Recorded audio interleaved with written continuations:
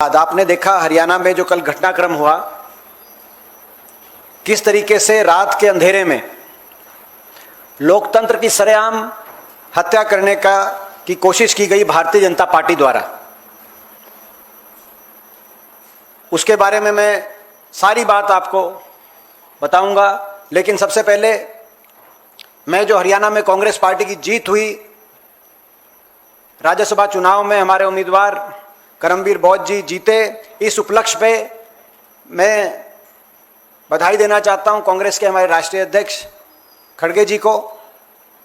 हम बधाई देना चाहते हैं हमारे नेता राहुल गांधी जी को, हमारे संगठन महासचिव वेणुगोपाल जी को, प्रियंका जी को, राजेंद्रपाल गौतम जी को और तमाम शीर्ष नेतृत्व को बहुत बहुत हम धन्यवाद करते हैं और बहुत बहुत बधाई देते हैं। और साथ में अब मैं उस घटनाक्रम पे आना चाहूंगा,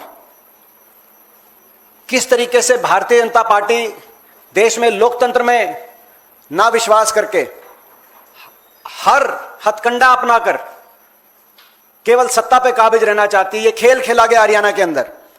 हरियाणा के लोगों को भी बहुत बहुत बधाई देना चाहते हैं हम, और हरियाणा के कांग्रेस के विधायकों को, उन विधायकों ने जिन्होंने इस तरह की साम दाम दंड भेद का खेला, इस खेले को फेल करने का काम किया, कांग्रेस पार्टी के साथ खड़े रहे। और हमारे जो उम्मीदवार थे, जो एक बहुत ही कर्मठ व्यक्तित्व और एक ऐसे बैकग्राउंड, जिन्होंने पूरे अपने जीवन में सामाजिक न्याय की लड़ाई लड़ी, ऐसे व्यक्ति को वहां से चुनने का काम किया। भाजपा के सारा खेला था उसको फेल करने का काम किया। आप जानते हो इस चुनाव में भारतीय जनता पार्टी ने गुजरात के उप मुख्यमंत्री को बतौर ऑब्जर्वर भेजा हरियाणा में। आप समझ सकते हो कि इसका क्या अर्थ था। इसका अर्थ था कि सीधा भाजपा का हाईकमांड हर परिस्थिति में यह सीट हासिल करना चाहता था। भाजपा ने व्यापक प्लानिंग करी यह सीट हासिल करने की। उनको पता था कि यह सीट हासिल करने का तरीका यह है कि कांग्रेस की 8-9 विधायकों को क्रॉस वोटिंग कराएं, और नहीं तो साथ में कम से कम 7 विधायकों को क्रॉस वोटिंग कराकर इनेलो के भी 2 वोट लें। ये 2 हथकंडे थे। लेकिन मैं बधाई देता हूं हरियाणा के उन ईमानदार कांग्रेस के विधायकों को जो खड़े रहे पार्टी के साथ, और ये जो खरीद फरोख्त का खेला था इसको रोकने का काम हुआ। भाजपा का प्लान एक था कि खरीद फरोख्त से अपना नंबर गेम पूरा किया जाए। जब यह खेला कामयाब नहीं हुआ तो यह समझ में आ गया कि कांग्रेस के उम्मीदवार जीतने जा रहे हैं। यही कारण है, आपने देखा होगा इनेलो जो हरियाणा में पूरी तरीके से भाजपा की बी टीम है, भाजपा के इशारे से हर अपना कदम उठाती है। इनेलो ने आखिरी दिन, चुनाव के दिन 12 बजे अपनी प्रेस कॉन्फ्रेंस की घोषणा करी। चुनाव से पहले नहीं उस पार्टी का कुछ स्टैंड होता तो चुनाव से पहले अपनी घोषणा कर देते कि क्या करेंगे, लेकिन आखिरी दिन 12 बजे अपनी प्रेस कॉन्फ्रेंस रखी। 12 बजे के बाद 2 बजे रखी, 4 बजे तक वोटिंग थी। 2 बजे के बाद उन्होंने 3 बजे रखी, और फिर जब 3:30 बजे घोषणा करी कि नहीं जाएंगे, क्योंकि तब तक ये तय समझ आ गई थी बीजेपी को और इनेलो को कि कांग्रेस के उम्मीदवार जीत रहे हैं। हमारे जब 30 से ज्यादा वोट पड़ गई हमारे पक्ष में, तो उस समय इनेलो मैदान छोड़ के भाग गई। उसके बाद भाजपा ने अपना तीसरा हथकंडा अपनाने का काम किया, और तीसरा हथकंडा था कि अब जब संख्या बल नहीं जुटा पाए खरीद फरोख्त से, ऐसे नैतिक कामों से हर तरीका का प्रलोभन देकर, हर तरीके का प्रेशर बनाकर भी अपना संख्या बल जब नहीं जुटा पाए, तो आखिर में भारतीय जनता पार्टी ने चुनाव आयोग का दुरुपयोग किया। जो वहां के आरओ थे, हम सरासर उन पर यह आरोप लगाना चाहते हैं, पूरी तरीके से पक्षपात किया। भारतीय जनता पार्टी के एजेंट के रूप में वो काम कर रहे थे। हमारी 4 वोट जबरदस्ती गिनती में कैंसिल करने का यह भाजपा का आखिरी हथकंडा था हताशा में, क्योंकि उनको आदेश थे कैसे भी इस सीट को जीता जाए। आपको याद होगा कि गिनती के बीच में से हमारे कैंडिडेट बाहर आए कि गलत कैंसिल कर रहे हैं। केवल कैंडिडेट ही नहीं, हमारे जो गिनती पे काउंटिंग एजेंट थे, जो 4 वोट कैंसिल की गई हैं, चारों गलत कैंसिल की गई हैं। जो इनवैलिड बताई वो सारी वैलिड वोट है, हम दावे के साथ कह रहे हैं। और अंदर जब गिनती हो रही थी तो वहां पर जो एक अधिकारी थे, उन्होंने उनको वोटों को वैलिड ट्रे में डालने का काम किया था, एक और सरकार के अधिकारी। लेकिन उसके बाद वैलिड वोट की गिनती के बाद जब पता चला कि कोई सारी वोट वैलिड आ रही है, उनमें से इन वोटों को उठाकर 3 वोटों को उठाकर इनवैलिड करने का काम, ये जो आरओ का नाम मैंने लिया, जो ये आरओ ही नहीं, ये आरओ आपको चंडीगढ़ के चुनाव में याद होगा, मेयर में किस तरीके से वोट चोरी भाजपा ने करी थी। वो तो पार्षदों की वोट चोरी थी, यहां विधायकों की वोट चोरी कर रहे थे। जनता की वोट चोरी इन्होंने हरियाणा विधानसभा चुनाव में करी, बाकी जगह करी। यहां पे अब देश के लोगों को भी सोचना होगा कि प्रजातंत्र में अगर पार्षदों की वोट चोरी हो जाए, जैसे चंडीगढ़ के मेयर के चुनाव में, और विधायकों की वोट चोरी करने का काम भाजपा करे, जैसे कि कल आपने देखा, तो आने वाले समय में संविधान को बचाने के लिए, प्रजातंत्र को बचाने के लिए किस तरह की लड़ाई लड़नी पड़ेगी, ये देश के लोगों को भी सोचना होगा। ऐसे में मैं ये भी कहना चाहता हूं कि कुछ हमारे जो विधायक जिन्होंने क्रॉस वोटिंग करी, पार्टी तो कड़ी से कड़ी उनके खिलाफ कार्रवाई करेगी, लेकिन आने वाले समय में जनता उनको माफ नहीं करेगी, जनता बदला लेगी। और जो हमारे विधायक इस अग्नि परीक्षा में जो सफल हुए, जिनके सामने हर तरह का खेला रचकर उनको फंसाने की कोशिश भाजपा ने करी, उलझाने की कोशिश भाजपा ने की, धमकाने की कोशिश भाजपा ने करी, उन पे हर तरह का प्रेशर बनाने की कोशिश करी, हर तरह का प्रलोभन देने की कोशिश करी, लेकिन जो उसके बावजूद खड़े रहे कांग्रेस के पार्टी के साथ, उन विधायकों का भी सम्मान प्रदेश के लोगों के और देश के लोगों के दिलों में बढ़ेगा, उनके क्षेत्र के लोगों के दिलों में बढ़ेगा। हम उन विधायकों के भी विधानसभा क्षेत्रों में जाएंगे और जनता के सामने बात करेंगे कि आज लोकतंत्र को बचाने के लिए ये हमारे कांग्रेस पार्टी के नायक हैं। मैंने पूरी घटनाक्रम आपके सामने रखी है, कोई प्रश्न होगा तो आपसे उस प्रश्न का हम उत्तर देंगे। एक बार फिर बहुत बहुत हरियाणा की जनता को बधाई देते हैं, हरियाणा के हमारे कांग्रेस के विधायकों को बधाई देते हैं, हमारे कांग्रेस के शीर्ष नेतृत्व को का बहुत बहुत धन्यवाद करते हैं कि उन्होंने एक साधारण कार्यकर्ता को चुनाव में भेजना, हमारे बीच में भेजने का काम किया, एक साधारण कार्यकर्ता को। आपको याद होगा कि बहुत लोगों ने यह बात रखी, भारतीय जनता पार्टी के लोगों की तरफ से बयान आया कि ये कैंडिडेट कांग्रेस ने कमजोर कैंडिडेट दिया है। भाजपा के लोगों के बयान थे, मुख्यमंत्री से लेकर बहुत से लोगों के बयान थे, लेकिन एक साधारण व्यक्ति को कमजोर समझने वाले लोग, एक सामाजिक कार्यकर्ता को कमजोर समझने वाले लोग, मैं बधाई देता हूं कि आज हरियाणा के लोगों ने, हरियाणा के विधायकों ने ऐसे लोगों को परास्त करने का काम हरियाणा के इस चुनाव में किया है। लोकतंत्र की जीत हुई है, देश के लोकतंत्र को रात के अंधेरे में हरियाणा में बचाने का काम हमने किया है। हरियाणा ये संविधान की जीत है, ये लोकतंत्र की जीत है, ये हमारे संविधान की जीत है। और संविधान के लिए और लोकतंत्र को बचाने के लिए हम ये लड़ाई, कांग्रेस पार्टी ये लड़ाई राहुल जी के नेतृत्व में, खड़गे जी के नेतृत्व में हम ये लड़ाई लड़ते रहेंगे। और हरियाणा जो कि एक धर्म क्षेत्र के रूप में जाना जाता है, जहां कुरुक्षेत्र में धर्म को बचाने की धर्म क्षेत्र लड़ाई हुई, आज बाबा साहब के संविधान, लोकतंत्र के धर्म को बचाने के लिए और बाबा साहब के संविधान के धर्म को बचाने की लड़ाई भी हरियाणा के उस रण में लड़ी गई, जो रात के अंधेरे में कांग्रेस पार्टी जीती और इनके सारे साजिश षड्यंत्रों को हमने फेल किया। अब मैं आग्रह करूंगा हमारे। धन्यवाद दीपेंद्र जी। सबसे पहले तो मैं कांग्रेस के शीर्ष नेतृत्व मल्लिकार्जुन खड़गे जी का, सोनिया गांधी जी का, नेता प्रतिपक्ष न्याय योद्धा राहुल गांधी जी का, प्रियंका जी का, संगठन ऑर्गेनाइजेशन महासचिव वेणुगोपाल जी का, भूपेंद्र सिंह हुड्डा जी का, दीपेंद्र हुड्डा जी का, राव नरेंद्र जी का और तमाम हमारे विधायक साथियों का धन्यवाद करूंगा कि उन्होंने एक सच्चे अम्बेडकरवादी, एक मिशन के सच्चे सिपाही को राज्यसभा का कैंडिडेट बनाया। मुझे इस बात में कोई अचरज नहीं है कि भारतीय जनता पार्टी के हरियाणा के मुख्यमंत्री सहित तमाम उनके नेता करमवीर बौद्ध जी को एक कमजोर कैंडिडेट बता रहे थे, क्योंकि इनकी नजर में केवल पैसे वाले चापलूस लोग मजबूत हैं।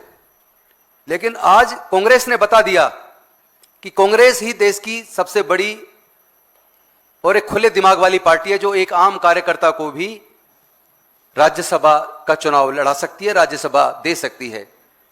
आपको पता होगा हिमाचल प्रदेश के अंदर भी एक जिलाध्यक्ष को राज्यसभा दी, एक राष्ट्रीय सचिव जो पहले हमारे एससी डिपार्टमेंट से थे क्रिस्टोफर जी, उनको भी राज्यसभा की सीट दी।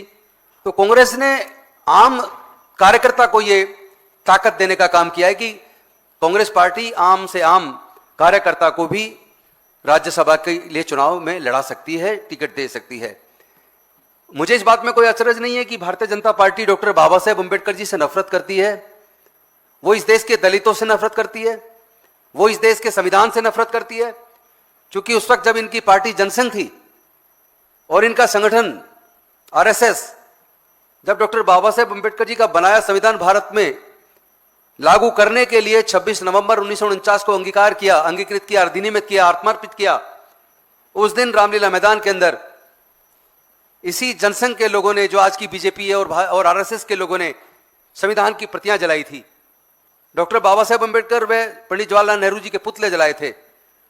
और जिनको आप आम कार्यकर्ता समझ रहे हो कि एक आम कमजोर व्यक्ति को टिकट दिया, तो मैं आपको बताना चाहता हूं कि मैं 1 मिनट भी मेरा फोन शांत नहीं रहा। केवल हरियाणा से नहीं, देश के हर जिले से, गांव गांव से लगातार मेरे पास फोन आ रहे थे, करमवीर जी का क्या हुआ, इलेक्शन कमीशन आखिर बीजेपी की गुलामी क्यों कर रहा है, इसके खिलाफ आप कार्रवाई करो। लेकिन मुझे दुख इस बात का है कि यह चरित्र भारतीय जनता पार्टी का है, जो चंडीगढ़ का, आपको याद होगा, जो मेयर का चुनाव था, उसमें चुनाव का अधिकारी जिस मिस्टर मसीह को बनाया था, उसने किस तरह धोखेबाजी करके उस वक्त भारतीय जनता पार्टी को जितवाया था। खुद मतपत्र पर पेन से किस तरह उसने कांटे के निशान लगाए थे। वो तो भला हो कि उसकी सीसीटीवी फुटेज थी, जिसको माननीय सर्वोच्च न्यायालय ने चेक करके उस रिजल्ट को बदला। लेकिन मुझे सर्वोच्च न्यायालय से भी इंतजार है कि उस मिस्टर मसीह को सजा कब मिलेगी, क्योंकि उस, आपको याद होगा, उस जजमेंट में सुप्रीम कोर्ट ने कहा था कि इनके खिलाफ मुकदमा दर्ज करके बेहद सख्त सजा देने की जरूरत है। लेकिन आज तक उस व्यक्ति को कोई सजा नहीं हुई, मिस्टर मसीह को। तो इस तरह लोकतंत्र का चीरहरण करने वाले, लोकतंत्र व संविधान की हत्या करने वाले लोग खुलेआम पकड़े जाएंगे प्रूफ के साथ। उसके बावजूद भी अगर खुले छोड़ दिए जाएंगे तो फिर लोकतंत्र को बचाएगा कौन, फिर देश के संविधान को बचाएगा कौन। और मुझे इस बात का भी खेद है, बेहद दुख है, बड़े पीड़ा के साथ मैं आप सबके साथ शेयर कर रहा हूं। वो ईडी, वो सीबीआई, वो इनकम टैक्स जो हमेशा विपक्ष के खिलाफ लगातार झूठे से झूठे मुकदमे में भी मुकदमा दर्ज करके तुरंत गिरफ्तारी करता है, मैं उससे, मेरा सवाल है कि वो क्या भारतीय जनता पार्टी का कार्यकर्ता बन गया है? जब हॉर्स ट्रेडिंग कर रही है भारतीय जनता पार्टी, जो अपने आप को भारत की सबसे बड़ी पार्टी कहती है, जिसके अकाउंट में 12,500 करोड़ ऑन रिकॉर्ड जमा है, जिसने पूरे देश के अंदर 5 स्टार होटल की तरह के अपने कार्यालय बना लिए, इतनी बड़ी पार्टी इतनी कमजोर व निकम्मी और डरपोक हो सकती है? नरेंद्र मोदी जी, आप इतने डरे हुए, इतने कमजोर व्यक्ति कैसे हो गए कि आपको कांग्रेस के विधायक खरीदने पड़ रहे हैं, डरा रहे हैं? और उस खरीद के बारे में ईडी, सीबीआई, इनकम टैक्स कहां है? वो कहां सोई हुई है? उन पे कार्रवाई कब होगी? क्योंकि ऐसा नहीं है, इससे पहले आपको पता होगा हरि प्रसाद जी ने हिमाचल के अंदर जब ये इन्होंने कोशिश की हमारे विधायकों को फोन करके खरीदारी करने की, इसकी शिकायत की थी, प्रेस को बताया था कि उनको खरीदने की और डराने की कोशिश की जा रही है। तो वो ईडी, सीबीआई, इनकम टैक्स कहां है? देश के वो न्यायालय कहां हैं जो इस तरह के धोखेबाजी करने वाले, हॉर्स ट्रेडिंग करने वाले, देश के संविधान में लोकतंत्र की हत्या करने वाले खुले क्यों हैं? उनके खिलाफ कार्रवाई कब होगी? लेकिन एक कंप्रोमाइज्ड पीएम जो देश की आजादी तक को भी खतरे में डाल सकता है, उससे और उम्मीद भी क्या की जा सकती है? मैं पूरे देश के लोगों को आह्वान करना चाहता हूं, आज इस देश को कुर्बानी की जरूरत है और कांग्रेस के कार्यकर्ता कुर्बानी के लिए तैयार हैं, क्योंकि देश की आजादी नरेंद्र मोदी जी ने खतरे में डाल दी है। देश के हितों को ताक पे रखकर अमेरिका से डील करते हैं। एप्स्टीन फाइल में उनके मंत्रियों के नाम आते हैं, लेकिन कोई कार्रवाई नहीं होती है। लेकिन पूरा का पूरा विपक्ष है, उसको कुचलने के लिए सीबीआई, ईडी, इनकम टैक्स, यहां तक कि कुछ जजेज और इलेक्शन कमीशन के अनेकों कमिश्नर्स बीजेपी के लिए कार्यकर्ता के तौर पे काम कर रहे हैं। तो इसका जवाब देश की जनता को देना है, और विशेष रूप से इस देश का अंबेडकरवादी, इस देश का दलित, इस देश का बहुजन, इस देश का पिछड़ा, इस देश का वंचित वर्ग, भारतीय जनता पार्टी को और इन शक्तियों को जो देश के संविधान व लोकतंत्र के लिए खतरा बनी को जवाब जरूर देगा। बहुत बहुत धन्यवाद। कोई आप प्रश्न पूछना चाहें तो पूछ सकते हैं। दीपेंद्र जी जवाब देंगे, और कोई मेरे से सवाल होगा तो मैं भी जवाब देने को तैयार हूं। दीपेंद्र जी, आपसे ही सवाल है। आपने बीजेपी पे तमाम आरोप लगाए कि किस तरह से हॉर्स राइडिंग हुई, खरीदने की कोशिश की गई, लेकिन कांग्रेस पार्टी के जिन विधायकों ने क्रॉस वोटिंग की, अब तक उन पे कार्रवाई क्यों नहीं हरियाणा कांग्रेस की ओर से किया गया? और एक और सवाल इसी के अंदर, आप दूसरों के घर पे आरोप लगा रहे हैं, कांग्रेस के भीतर क्या चल रहा है उसके बारे में कांग्रेस की कोई अकाउंटेबिलिटी नहीं है क्या? ठीक, अब पहली बात, कार्रवाई जितने भी विधायकों ने क्रॉस वोटिंग करी है उन पे कार्रवाई की शुरुआत कर दी गई है संगठन के रूप में। आपको जल्दी जानकारी मिल जाएगी। पूरी तरीके से कांग्रेस को जो कार्रवाई करनी होगी इन विधायकों पर कार्रवाई करेगी, पार्टी करने जा रही है। आज भी आपको जानकारी मिल जाएगी शाम तक। आपका जवाब, इसका एक जवाब मैं भी दे दूं। पार्टी तो कार्रवाई करेगी, लेकिन इस हरियाणा की जनता और उन राज्यों की जनता जहां जहां हमारे विधायकों ने पार्टी के साथ गद्दारी करने का काम किया है, हम खुद अपने पूरे समाज को उतार के उनकी आने वाले समय में उनकी राजनीति को खत्म करने का काम करेंगे। उनको जवाब दिया जाएगा और हमारे समाज जवाब देगा, जनता जवाब देगी, और वो आपके सामने होगा। आप देखोगे अपनी आंखों से, आप कहोगे कि प्रेस कॉन्फ्रेंस में राजेंद्र गौतम जी ने कुछ कहा था और वो होता दिख रहा है। ये मैं आपको बता रहा हूं। दीपेंद्र जी, इधर से एक सवाल है। कहते हैं कि घर का विभीषण लंका ढाए, और जो आप लोगों की स्थिति हरियाणा के भीतर, ये कोई पहली बार ऐसी स्थिति उत्पन्न नहीं हुई, बल्कि इससे पहले आर के आनंद के चुनाव में, अजय माकन के चुनाव में भी ऐसी स्थितियां उत्पन्न हुई थी। इस बार का जो विभीषण है उसकी जांच आप कब तक करेंगे और क्या बड़ी कार्रवाई करेंगे कि एक नजीर पेश की जाए? ये देखिए, जो भी संगठनात्मक कार्रवाई होनी है विधायकों पे होनी है, वो मैंने जैसे कहा कि कांग्रेस पार्टी में हमारे जो प्रभारी जी ने कल बोल दिया था कि तुरंत जिन्होंने किया है उस पर संगठनात्मक हमारी कार्रवाई होएगी। और जैसे आपने कहा कि पहले दो उदाहरण दिया आपने, हरियाणा के चुनाव में 2014 के बाद जब भी कभी राज्यसभा चुनाव आया और विपक्ष ने कैंडिडेट खड़ा करा, किसी ना किसी कोई ना कोई साजिश षड्यंत्र हुए और कांग्रेस जीत नहीं पाई। मैं बधाई देता हूं, 14 के बाद पहली बार ये चुनाव, आप नोट करना, ये चुनाव वो चुनाव था, करमबीर बोस जी वो कैंडिडेट थे। 14 के बाद पहली बार जब इनको कैंडिडेट बनाया गया और बीजेपी ने दूसरा कैंडिडेट लाया, गुजरात के मुख्यमंत्री तक को ऑब्जर्वर लगा दिया। दोनों ऊपर और नीचे दोनों इनकी सरकारें हैं और हर तरीके से सत्ता का दुरुपयोग किया। जैसे मैंने कहा कि प्रलोभन, करोड़ों रुपए का प्रलोभन, उसकी हमारे को सारी रिपोर्ट, और प्रलोभन के साथ साथ अभी राजेंद्र गौतम जी कह रहे थे कि जो ईडी सीबीआई और एजेंसियों का डर, बल्कि उल्टा डर उनको दिखा रहे हैं कि कईयों पे जिन पे मुकदमे थे हमारे विधायकों पर, कि भाई इन मुकदमों में आपको राहत दे देंगे नहीं तो अंदर कर देंगे। इस तरह के भी वहां पे डर दिखाने का कार्य किया गया भाजपा द्वारा। आप अंदाजा लगाओ देश में लोकतंत्र का हाल है, लोकतंत्र क्या है। तो मैंने कहा 12 साल में इस बार हमारी जीत हुई है, खेला भाजपा का फेल हुआ है, जो आप कह रहे हो जीत हमारी हुई है। तो ये बहुत बड़ी बात है आज के देश के इस वातावरण में, इतनी बड़ी, इसको मैं बहुत बड़ी जीत मानता हूं देश के आज के वातावरण। दीपेंद्र जी, एक सवाल यह है कि जिस तरीके की आपने बातें कही हैं, और अब जो कि वर्किंग प्रेसिडेंट थे कांग्रेस के हरियाणा के, उन्होंने अपने सभी पार्टी के पदों से इस्तीफा दे दिया है, ये किस चीज का मैसेजिंग है सर? देखिए, वो उनकी जो वाइफ हैं, जो वर्किंग प्रेसिडेंट है, उनकी वाइफ नारायणगढ़ से एक विधायक हैं, और मैं समझता हूं कि सारी, क्योंकि नाम मैं अधिकृत तौर से नहीं ले रहा जिन 5 विधायकों ने, लेकिन आप समझ गए होंगे मेरा इशारा किस तरफ है। तो उसके उनकी कई आगे आने वाली कांग्रेस की कार्रवाई को देखते हुए हो सकता है कि मैं उसमें नाम अभी नहीं लेना चाह रहा, लेकिन जो है उनकी जो वाइफ हैं वो नारायणगढ़ से विधायक हैं, तो उससे जुड़ा हुआ विषय। दिपेंद्र जी, इधर सवाल है। सवाल ये है कि इतना अच्छा बहुमत होने के बावजूद 37 की संख्या थी, 30 चाहिए था। हरियाणा कांग्रेस ने बहुत बाड़ेबंदी भी की, पहले से भी आप लोगों की तैयारी थी, पिछला अनुभव जो था उसको देखते हुए।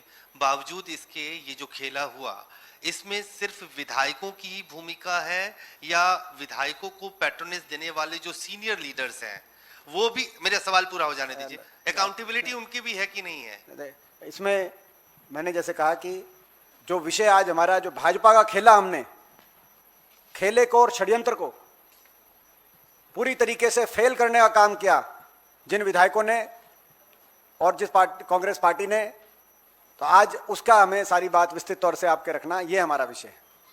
दीपेंद्र जी, मैं आमिर हूं न्यूज नेशन से। सामने आपने कहा कि ये खेला हुआ है, लेकिन खेला किस टर्म्स में हुआ है? मतलब क्या प्रलोभन दिए गए? ऐसा कोई एविडेंस, कोई ऐसे साक्ष्य जो आपको लगा कि सारी पार्टी की बात- तरफ से, बीजेपी की तरफ से दिए गए विधायकों को सारी बात देखो, सारी बात आपके सामने आने वाले दिनों में एक एक प्रेस कॉन्फ्रेंस करके हम सारी बात रखेंगे। एक उदाहरण दूं मैं आपको, जो ये अपना अभी जो आदरणीय राजेंद्र गौतम जी ने एक बात कही शिमला वाली। शिमला में जब हम हिमाचल प्रदेश के अंदर हमारे विधायक गए तो कौन कौन बीजेपी का लीडर, कौन कौन सांसद भाजपा का केंद्र से शिमला के अंदर रुका हुआ था, कितने लोग रुके हुए थे, कहां कहां रुके हुए थे शिमला के अंदर। एकदम से भारतीय जनता पार्टी के शीर्ष सांसदों को, बड़े बड़े पदाधिकारियों को, देश के पदाधिकारी को क्या शिमला एकदम से याद आ गया? मैं केवल उदाहरण दे रहा हूं। आपने देखा कर्नाटक में हमारी पुलिस ने कार्रवाई की है, मगर मैं जिनका जो मैंने बात कही है वो लोग समझ गए होंगे, जो लोग रुके हुए थे, क्या करने के लिए आए थे। ठीक है, इनके पास धन शक्ति है, ठीक है, इनके पास मीडिया शक्ति है, ठीक है, इनके पास तंत्र शक्ति है, ठीक है, इनके पास षड्यंत्र शक्ति है, लेकिन कांग्रेस पार्टी भी अपने विचार पे मजबूत, हमारी पार्टी हम भी कमजोर नहीं है, और ये दिखा दिया हमने इस चुनाव में।